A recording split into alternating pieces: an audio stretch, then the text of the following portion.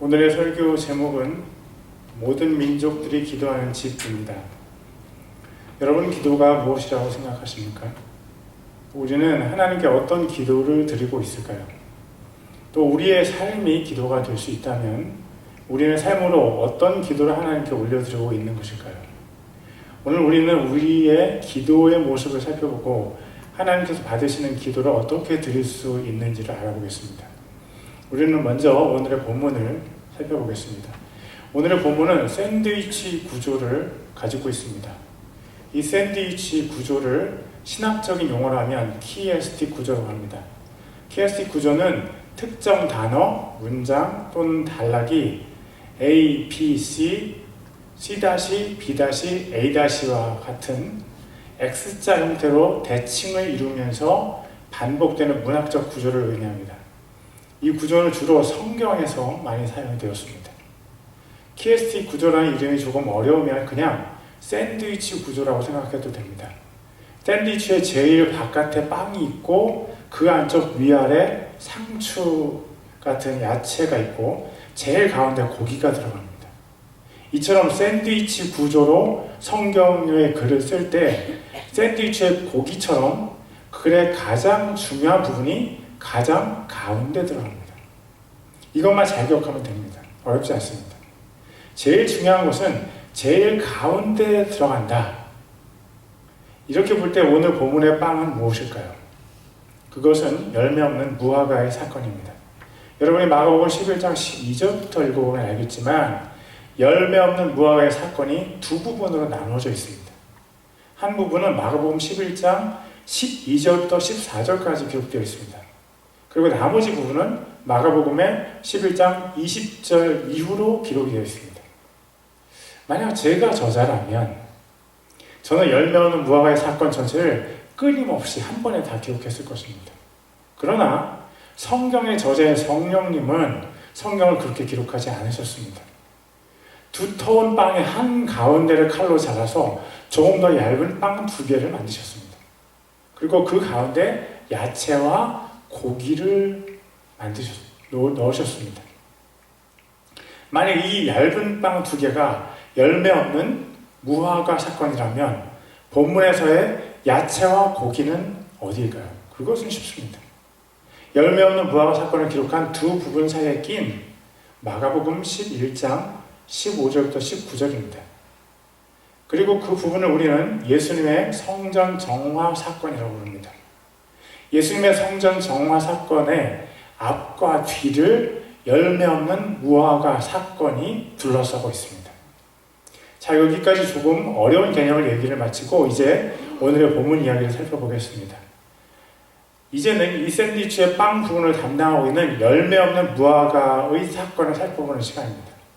이 빵이 흰 밀가루로 만들어졌는지 통밀인지 또는 호밀인지 알아보는 시간입니다. 도대체 열매 없는 무화과의 사건은 무엇입니까? 예수님께서 침례를 받으신 때부터 십자가에서 죽으시고 부활하시고 승천하신 3년 또는 3년 반의 그 시간을 가리켜서 우리는 공생애, public life라고 합니다. 예수님께서 30세에 공적인 생애를 시작하셨습니다. 그리고 30세 이전에는 예수님께서 예수님의 사적인 생애를 사셨다고 할 수 있습니다.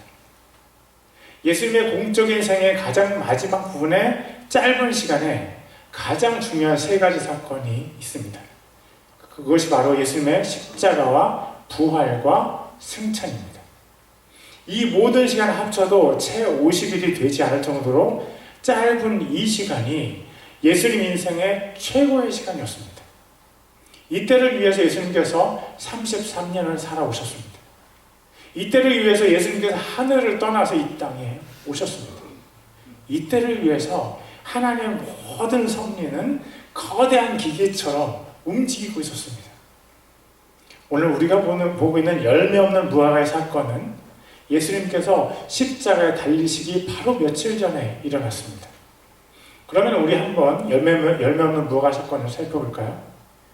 이 사건은 예수님께서 배가 고프신 일로 시작합니다. 마가복음 11장 12절입니다.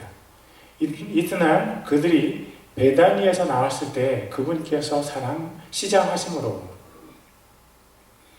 우리가 2주 전 설교를 통해서 예수님께서 나귀를 타고 예루살렘에 들어가신 장면을 들었습니다. 그러나 예수님께서는 예루살렘 안에서 주무시지 않았습니다. 예수님은 예루살렘에서 약 2마일 정도 떨어진 베다니에서 주무셨습니다. 베다니에는 예수님께서 죽음에서 살리신 나사로도 있었고 나병 환자 시몬의 집도 있었습니다. 그런데 웬일인지 예수님께서 베다니에서 나와서 예루살렘을 향해 산골짜기를 따라 올라가실 때 배가 고프셨습니다.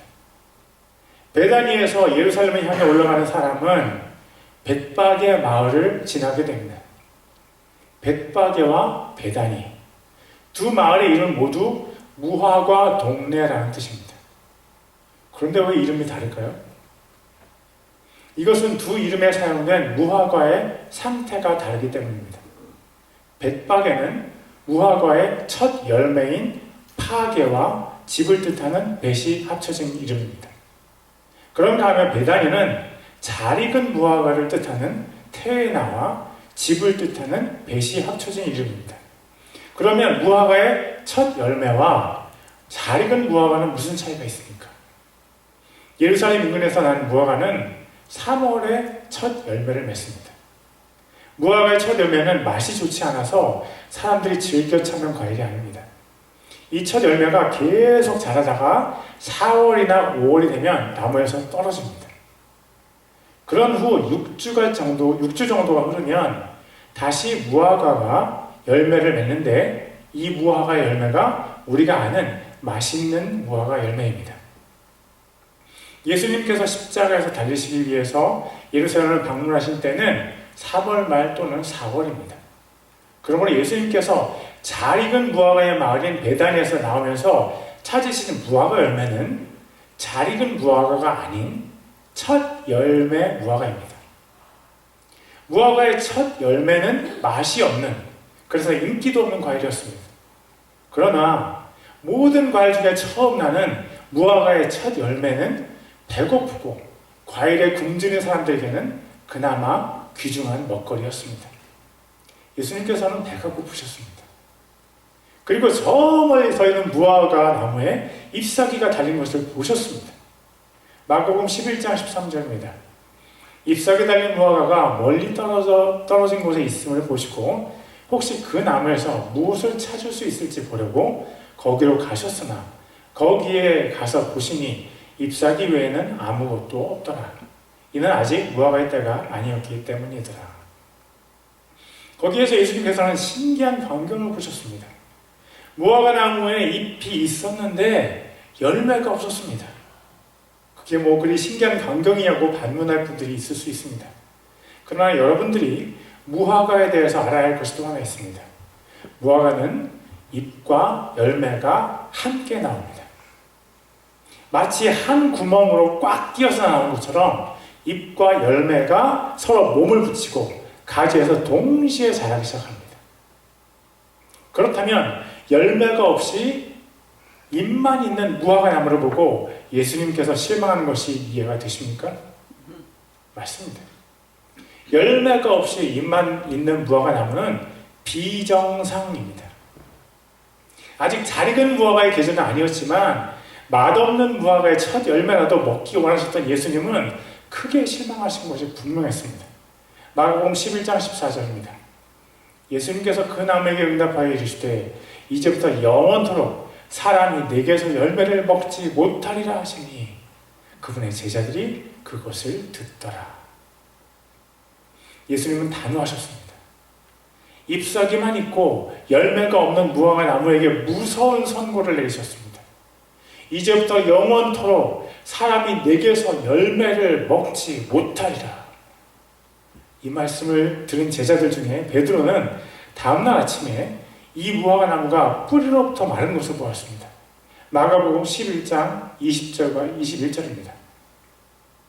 아침에 그들이 지나갈 때 그 무화과 나무가 뿌리로부터 말라버린 것을 보고 베드로가 기억이 나서 그분께 이르되 선생님이여 보소서 선생님께서 저주하신 무화과 나무가 말라버렸나이다 하니 참 놀라운 일입니다.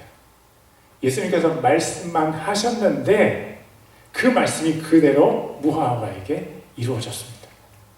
여러분이 알다시피 예수님은 최후의 심판장이십니다. 열매 없이 잎만 무성한 나무에게 실망하셨던 예수님께서 신앙의 열매 없이 잎만 무성한 사람에게 실망하십니다. 사실 이 무화과 나무는 하나님께 대한 신앙을 저버린 이스라엘을 상징한다고 대부분의 신학자들이 말을 합니다. 예레미야 24장에서 하나님께서 이스라엘을 무화과에 비유하여 말씀하셨습니다.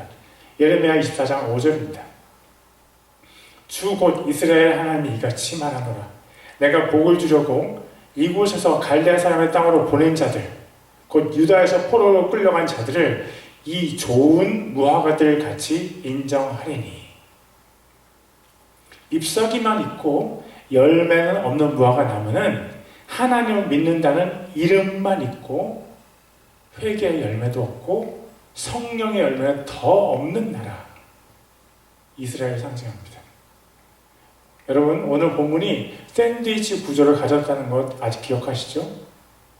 잎사귀만 있고 열매가 없는 이스라엘을 하나님께서 무화과에 빗대어 꾸짖으신 것이 샌드위치의 빵 부분입니다. 이제는 우리가 샌드위치의 야채와 고기를 맛볼 시간입니다. 이 부분은 예수님께서 예루살렘에 있는 성전에 들어가셔서 하신 일입니다. 마가복음 11장 15절입니다. 그들이 예루살렘에 이르니라. 예수님께서 성전에 들어가사 성전 안에서 사고 파는 자들을 내쫓으시고 돈 바꾸는 자들의 탁자와 비둘기 파는 자들의 의자를 뒤집어 엎기 시작하시며, 예수님께서 성전에 들어가셨을 때 보셨던 성전의 어지러운 모습은 이스라엘의 영적인 상태를 그대로 우리에게 보여줍니다. 성전에는 무엇이 있어야 합니까? 성전에는 하나님과 그분의 종들인 예배자들만 있으면 됩니다. 그런데 예수님께서 성전에 가셔서는 한 사람의 예배자도 보실 수가 없었습니다. 하나님이 예배하지 않는 것이 바로 이스라엘의 영적인 상태였습니다. 예수님께서 계셨던 시기에 성전은 거대한 카르텔이 형성되어 있었습니다. 이 카르텔은 종교 지도자들이 이끄는 카르텔이었습니다. 이 카르텔이 생겨난 배경은 이렇습니다. 하나님께서 이스라엘 백성들, 특별히 남자들에게 1년에 3번, 즉 6월절, 맥추절, 초막절에 성전에서 제사하라고 명령하셨습니다. 그리고 역사의 기록에 보면 AD 60년경에 어떤 절기에는 예루살렘에 약 20만 명의 남자들이 모였다고 되어 있습니다. 그들이 만약 가족과 함께 왔다면 예루살렘에는 약 100만 명이 모였을 가능성이 있습니다. 20만 명의 남자들이 각기 양 한 마리씩을 제물로 바쳤다고 하면 필요한 양은 20만 마리입니다. 예루살렘 가까이에 사는 사람은 자기 집에서 양을 데리고 와도 됐습니다. 그러나 먼 곳에 사는 사람들은 돈을 가지고 예루살렘에 와서 양을 사서 제물로 드렸습니다. 그런데 아무 양이나 하나님께 바칠 수 없었기 때문에 제사장들의 검사를 통과한 양만 제물이 될 수 있었습니다. 만약 제사장이 통과시켜주지 않으면 가까운 지역에서 양을 가지고 왔어도 양을 사야만 했었습니다. 양을 살 수 없는 가난한 사람들은 비둘기를 제물로 바쳤는데 마찬가지로 제사장의 검사를 통과해야만 했습니다. 막대한 경제적인 이득 앞에 제사장의 무리들은 자기들의 권력을 점점 더 사용할 수밖에 없었습니다. 사람들이 예루살렘에서 비싼 가격에 양이나 비둘기를 사서 제사를 드려야만 했습니다. 그것뿐만이 아닙니다. 20세 이상의 남자들은 성전세를 내야만 했습니다. 그런데 성전세를 아무 돈으로 낼 수가 없었습니다. 성전세로 사용된 세겔은 바로 로마의 화폐들 중 하나인 두로 세겔입니다. 제사장들은 오직 그 동전만 성전세로 받았습니다. 그래서 로마의 다른 동전이나 또는 외국 동전을 가지고 예루살렘에 온 사람은 그 동전을 성전에서 사용하는 동전으로 환전을 해야만 했습니다. 정직하게 환전을 해 주었다면 종교 지도자들은 아무 이득도 얻을 수가 없었습니다. 종교 지도자들은 환전과 재물을 판매하는 거대한 카르텔의 핵심 세력이었습니다. 그들은 그 일을 통해서 막대한 경제적인 부를 쌓을 수 있었습니다. 그런데 그것보다 더 중요한 문제가 있습니다. 그것은 재물을 판매하고 환전을 해주는 장소가 바로 성전의 일부였다는 것입니다. 예수님께서 장사하는 사람과 환전하는 사람들을 내쫓은 장소는 바로 성전 중에서 이방인의 뜰이었습니다. 성전은 총 3번 지어졌습니다. 첫 번째 성전은 솔로몬이 지었고 두 번째 성전은 스룹바벨이 지었습니다. 그런데 이스라엘이 로마의 속국이 된 이후에 헤롯이라는 사람이 이스라엘 지역을 왕으로 통치했습니다. 이 사람은 예수님께서 태어나셨을 때 베들레헴 인근의 2살 아래의 아이들을 모두 죽인 잔인한 사람입니다. 그런데 그 헤롯 대왕도 유대인 종교 지도자들의 협력이 없이는 평화롭게 이스라엘을 통치할 수가 없었습니다.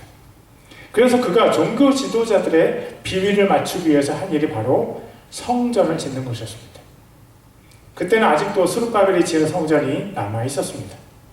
헤롯은 이 스룹바벨이 지은 성전에 서쪽 벽만 남겨두고 새롭게 성전을 지었습니다. 이 서쪽 벽이 예루살렘에 지금까지 남아있는 통곡의 벽입니다. 지금 통곡의 벽 앞에 가면 수많은 유대인들이 이스라엘 성전이 무너진 것을 슬퍼하며 기도합니다. 헤롯이 지은 성전은 이전의 성전에 비해서 엄청나게 거대했습니다. 그리고 이전에 없었던 새로운 뜰들이 등장합니다. 사실 이전에 완전히 없었던 것은 아니지만 그렇게 구별되어 있지 않았던 것을 새롭게 구별해 놓은 것입니다. 헤롯 성전에는 4개의 뜰이 있었습니다. 이방인의 뜰은 이방인이 기도할 수 있었던 가장 넓은 장소였습니다. 그 다음으로 성전 건물에 가까이 있는 뜰은 여인의 뜰이었습니다. 그 다음은 성인 남자들이 갈 수 있는 이스라엘의 뜰이 있었고 바로 그 안쪽에 제사장의 뜰이 있었습니다. 제사장의 뜰에서 제물들을 죽여서 태웠습니다. 그 제사장의 뜰 안쪽에 성전 건물이 있었습니다. 예수님께서 짐승과 짐승의 장사치들과 환전상들을 내쫓은 곳은 성전 건물에서 가장 멀리 있었던 이방인의 뜰이었습니다. 어떤 사람들, 예루살렘의 종교 지도자들은 왜 그들을 이방인의 뜰에 두고 그곳을 더럽혔던 것일까요? 어떤 사람들은 이방인의 뜰이 원래 솔로몬의 성전에는 없었기 때문에 성전의 예배 공간이 아니라고 주장하기도 합니다. 정말 그럴까요? 솔로몬이 첫 번째 성전을 지은 이후에 했던 기도의 일부를 함께 보기 원합니다. 열왕기상 8장 41절부터 43절입니다. 또 주의 백성 이스라엘에 속하지 아니한 자 곧 주의 이름으로 인하여 먼 지방에서 온 타국인에 관하여는 그들이 주의 크신 이름과 주의 강한 손과 주의 뻗은 팔에 대해 들을 터임으로 그가 와서 이 집을 향하여 기도하거든 주께서는 하늘 곧 주의 거처에서 들으시고 그 타국인이 주께 부르짖어 구하는 대로 다 행하사 땅의 모든 백성들이 주의 백성 이스라엘처럼 주의 이름을 알고 주를 두려워하게 하시오며 또 내가 건축한 이 집이 주의 이름으로 불리는 줄을 알게 하옵소서. 솔로몬의 기도는 이랬습니다. 타국인이 와서 이 성전을 향해서 기도하거든. 성전은 본래 이스라엘 사람들만을 위해 만들어진 것이 아니었습니다. 헤롯이 만든 이방의 뜰이 솔로몬이 지은 성전에는 없었습니다. 그러나 이방인으로부터 예배를 받으시려는 하나님의 마음은 분명히 솔로몬의 기도에 나타나 있습니다. 그렇다면 헤롯은 왜 이방의 뜰을 만들 것일까요? 저는 그것을 하나님의 섭리라고 봅니다. 유대 종교 지도자들은 이방인들이 하나님의 성전에 오는 것이 싫었습니다. 그래서 이방인들을 위한 공간을 절대 원하지 않았을 것입니다. 그러나 에돔 출신인 헤롯 대왕 자신은 본래 분명히 유대인들의 시각의 이방인이었습니다. 거대한 성전 건축 프로젝트를 하면서 그는 어떤 이유에서인지는 모르지만 이방의 들도 만들었습니다. 어쩌면 헤롯 자신이 하나님의 축복을 받고 싶었는지도 모릅니다. 그러나 유대 종교 지도자들은 이방인의 뜰을 너무나 싫어했습니다. 이방인의 뜰에서 성전 가까이로 가면 만나는 뜰이 바로 여인의 뜰입니다. 그런데 유대인들은 이방인의 뜰을 제외한 나머지 공간을 1.5m 정도가 안 되는 낮은 담으로 구분시켜 버렸습니다. 그리고 이방인의 뜰에서 여인의 뜰로 들어오는 문의 입구에 이런 말을 돌에 새겨 놓았습니다. 이방인은 성전을 둘러싼 이 벽 안쪽으로 들어올 수 없다. 벽 안쪽으로 들어오다가 잡히면 죽음으로 책임을 져야 한다. 하나님께서는 이방인들도 성전 가까이에 와서 기도하기를 원하셨습니다. 그러나 유대 종교 지도자들은 이방인들이 성전에 가까이 오지 못하도록 벽을 만들어버렸습니다. 그리고 성전 가까이 오는 이방인들에게 죽음으로 경고했습니다. 그렇다면 정말 성전 가까이에 와서 기도했던 이방인들은 있었을까요? 분명히 있었습니다. 자기 종의 중풍을 고쳐달라고 예수님께 요청했던 로마의 백부장을 기억하십니까? 그는 이만한 믿음을 이스라엘에서 보지 못했다는 칭찬을 예수님으로부터 받았습니다. 하나님께 기도하는 동안 천사를 만난 백부장 고넬료도 이방인이었습니다. 수많은 이방인들이 이방의 뜰에서 하나님께 기도했을 것이 분명합니다. 그러나 유대 종교 지도자들은 그것도 싫어했던 것 같습니다. 그들은 성전이 오직 유대인들의 것이어야만 한다고 생각했습니다. 그들은 이방의 뜰을 더럽히는 중요한 결정을 내렸습니다. 원래 성전 밖에서 있었던 짐승 파는 사람들과 판전상들을 모두 성전 안 이방인의 뜰로 옮겨버렸습니다. 제물이 될 짐승들의 울음소리와 물건을 사고 파는 사람들로 인한 소음, 동물의 똥과 오줌으로 인한 악취, 때로 싸움도 일어났을 법한 곳이 바로 이방인의 뜰이었습니다. 이방인이 기도하는 공간, 이방인이 하나님을 만나는 공간을 유대인들은 철저하게 더럽혔습니다. 히스기야 왕이 종교 개혁을 할 때 바알의 형상을 부수고 바알의 집을 부수면서 그곳을 변소로 만들었습니다. 유대인들은 이방인들이 하나님께 기도하는 곳을 변소로 만들었습니다. 마가복음 11장 15절입니다. 그들이 예루살렘에 이르니라 예수님께서 성전에 들어가사 성전 안에서 사고 파는 자들을 내쫓으시고 돈 바꾸는 자들의 탁자와 비둘기 파는 자들의 의자를 뒤집어 엎기 시작하시며, 예수님께서 왜 이렇게 과격한 행동을 하셨는지 이해가 되십니까? 하나님으로부터 이방인을 떼어놓는 일을 한 유대 종교 지도자들에게 의로운 분노를 보이신 것입니다. 하나님으로부터 어떤 사람이든 떼어놓는 일을 하는 사람들은 최후의 심판을 정말로 두려워해야 할 것입니다. 유대인들은 하나님으로부터 이방인들을 떼어놓으려고 갖은 노력을 다했습니다. 그 유대인들을 향해서 예수님께서 이렇게 말씀하셨습니다.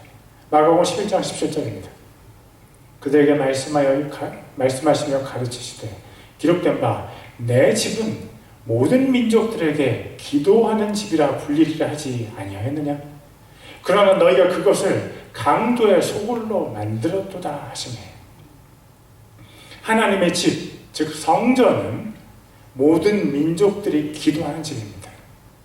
그런데 유대인들을 제외한 모든 민족들이 기도하지 못하도록 유대인들이 그곳을 더럽혔습니다. 그리고 모든 민족을 사랑하신 예수님께서 오셨을 때 그 장소는 유대인들의 탐욕으로 인해 짐승과 장사치들이 득실되는 곳으로 변했습니다. 제가 오늘 설교의 본문을 샌드위치라고 불렀습니다. 바로 이 구절이 샌드위치의 고기 부분입니다. 가장 중요한 부분이고 이 중요한 부분을 둘러싸고 앞뒤에 각종 야채가 있습니다. 그리고 가장 바깥 부분에 빵 2장이 있는데 그 빵들은 무화과로 만들어져 있습니다. 여러분, 이제 무화과 사건을 이해하시겠습니까?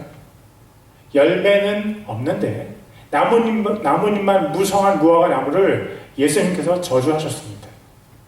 바로 그 무화과 나무가 이스라엘의 성전이었고 성전을 섬기는 종교 지도자들이었습니다. 그 성전에서 매일 수많은 제물이 죽고 제사가 하나님께 드려졌지만 하나님 결코 그 제사를 받지 않으셨습니다. 독선과 아집 그리고 자신의 탐욕을 채우는 지도자들을 통해서 드려지는 제사는 하나님께서 토해내시는 위선이었습니다. 그들이 드리는 제사가 바로 무화과 나무의 무성한 잎들이었습니다. 그렇다면 그들이 당연히 맺어야 했던 무화과 열매는 무엇이었을까요? 예수님께서 성전을 청결하게 하신 바로 그 다음날 아침에 베드로는 한 무화과 나무가 뿌리로부터 마른 것을 발견했습니다. 그 무화과 나무는 예수님께서 저주하셨던 바로 그 무화과 나무였습니다. 베드로가 그것을 예수님께 말씀드리니 예수님께서 이렇게 대답하셨습니다. 마가복음 11장 22절입니다. 예수님께서 응답하여 그들에게 이르시되 하나님께 대한 믿음을 가지라. 그들은 하나님께 대한 믿음이 없었습니다. 하나님께서 성경에 하나님의 뜻을 써 놓으셨는데 그들은 성경을 버렸습니다. 우리가 본 것처럼 솔로몬의 기도에 분명히 이방인의 성전에서 기도할 수 있다고 하나님께서 써 놓으셨습니다. 그들은 성경이 하나님의 말씀인 것을 믿는다고 말은 하지만 실제로는 믿지 않습니다. 그들에게는 믿음이라는 열매가 없었습니다. 그들에게 없는 열매를 또 하나 찾을 수 있습니다. 그것은 기도라는 열매입니다. 마가복음 11장 17절입니다. 그들에게 말씀하시며 가르치시되 기록된 바 내 집은 모든 민족들에게 기도하는 집이라 불리리라 하지 아니하였느냐? 그러나 너희가 그것을 강도의 소굴로 만들었도다 하시며 그들은 매일 하나님께 기도했지만 그 기도는 하나님께서 받으시는 기도가 아니었습니다. 그들은 매일 하나님께 제사를 드렸지만 그 제사는 하나님을 기쁘시게 하지 못했습니다. 그들의 기도는 왜 하나님께서 받지 않으신 것입니까? 그들의 제사는 왜 하나님을 기쁘시게 하지 못한 것입니까?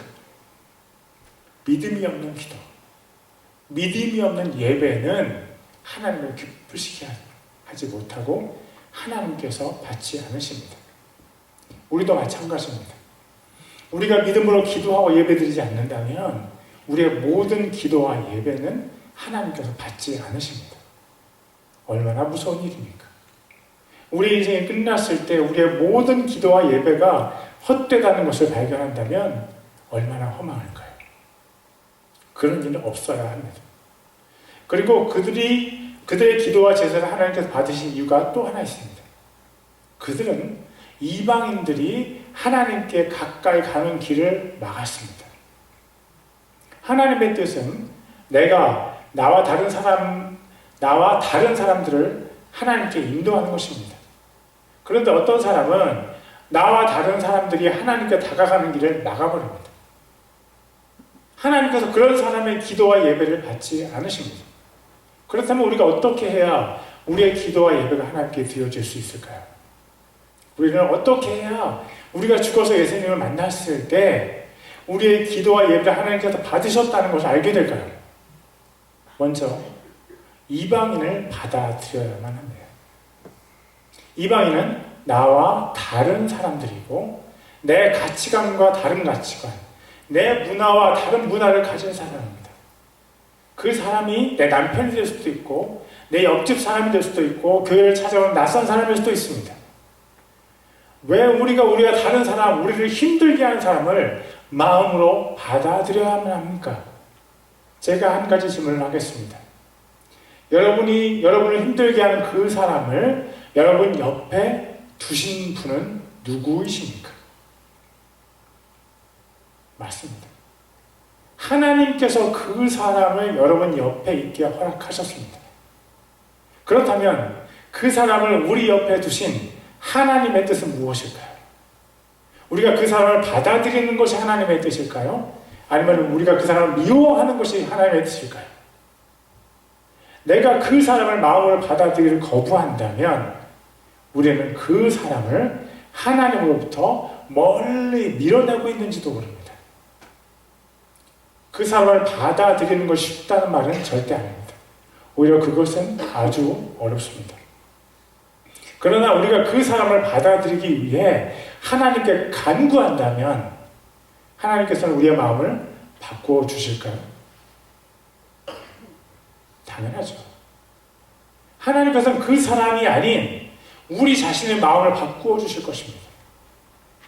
하나님께서 사랑하시는 그 사람을 위해서 자신의 마음을 바꿔달라고 간구하는 기도는 하나님을 감동시킬 수 있습니다. 이것이 우리가 해야 하는 기도입니다. 그리고 이방인은 내 가까이에만 있지 않습니다. 내 가까이에 있는 이방인에게 예수님의 복음을 전하는 것을 전도라고 합니다.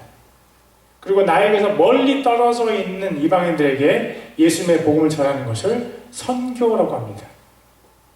만약 사도행전에서 예수님의 제자들이 선교를 하지 않았다면 우리도 아직 예수님을 믿지 못했을 것입니다. 우리는 그들의 순교와 고난을 통해서 복음을 전달받았습니다. 그러므로 우리 모두는 선교에 빚을 진 사람들입니다. 선교에 빚을 진 우리들은 아직 예수를 믿지 않는 사람들에게 선교의 빚을 갚아야 하는 책임과 의무가 있습니다. 선교를 소홀히 하는 교회는 분명 예수님의 책망을 받을 것입니다. 우리 모두는 두 가지 중에 하나를 선택해야만 합니다. 우리 자신이 전도자로 또는 선교사로 나가든지 또는 다른 사람을 전도자와 선교사로 보내든지 해야 합니다. 그것을 줄여서 말하면 나가든지 보내든지 해야 합니다. 그리고 또 한 가지 기도가 있습니다. 마가복음 11장 14절입니다. 예수님께서 그 나무에게 응답하여 이르시되 이제부터 영원토록 사람이 내게서 열매를 먹지 못하리라 하시니 그분의 제자들이 그것을 듣더라. 여기에 이상한 표현이 있는데 그것은 예수님께서 그 나무에게 응답하여 이르시되입니다. 응답이란 다른 사람이 말하거나 질문하는 것에 대한 반응입니다. 그렇다면 무화과 나무가 예수님께 무엇인가를 말씀드렸다는 얘기가 됩니다.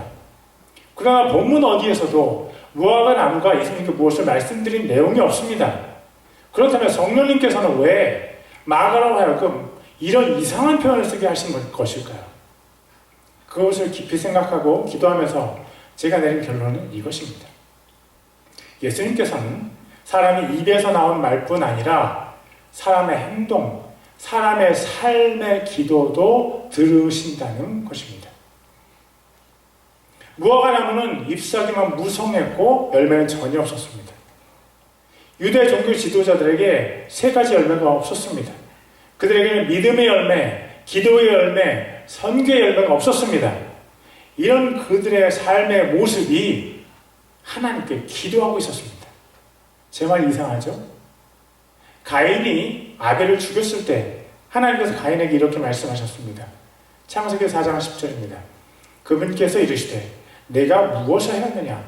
내 동생의 핏소리가 땅에서부터 내게 부르짖느니라. 동생을 살인한 가인의 삶이 하나님께 기도를 합니다. 우리가 흘린 다른 사람의 피가 하나님께 기도합니다. 우리가 아프게 한 다른 사람의 마음이 하나님께 울부짖습니다. 어떤 이의 삶이 하나님께 이렇게 기도합니다. 저는 믿음이 없습니다. 저는 기도의 열매가 없습니다. 저는 선교의 열매가 없습니다. 그리고 예수님께서 그 사람에게 이렇게 말씀하십니다. 마가복음 11장 14절입니다. 예수님께서 그 나무에게 응답하여 이르시되 이제부터 영원토록 사람이 내게서 열매를 먹지 못하리라 하시니 그분의 제자들이 그것을 듣더라. 우리가 우리 자신을 살펴보면 좋겠습니다. 우리에게 믿음의 열매가 풍성하면 좋겠습니다. 우리에게 기도의 열매가 풍성하면 좋겠습니다. 그리고 우리에게 선교의 열매가 풍성하다면 너무 좋겠습니다. 그 열매가 우리에게 있는지 없는지 알아볼 수 있는 지표가 한 가지 있습니다. 우리 옆에 있는 이방인이 우리 때문에 하나님께 가까이 가고 있다면 우리에게는 믿음과 기도의 열매가 많은 것입니다. 그러나 우리 옆에 있는 이방인이 우리 때문에 하나님으로부터 멀어지고 있다면 우리에게는 믿음의 열매와 기도의 열매가 없는 것입니다. 선교의 열매도 없겠죠. 그리고 우리에게서 멀리 떨어져 있는 이방인들이 우리 때문에 하나님께 가까이 가고 있다면 우리에게는 선교의 열매가 있는 것입니다. 그러나 우리에게서 멀리 떨어져 있는 그 이방인들이 우리 때문에 하나님께 가까이 가지 못하고 있다면 우리에게는 선교의 열매가 없는 것입니다. 우리 옆에 있는 이방인과 멀리 있는 이방인들이 하나님께 가까이 가도록 우리가 돕는 것이 하나님의 뜻입니다. 그럴 때 예수님께서 찾으시는 열매들이 우리에게서 맺혀져 갑니다. 기도하겠습니다. Let's pray.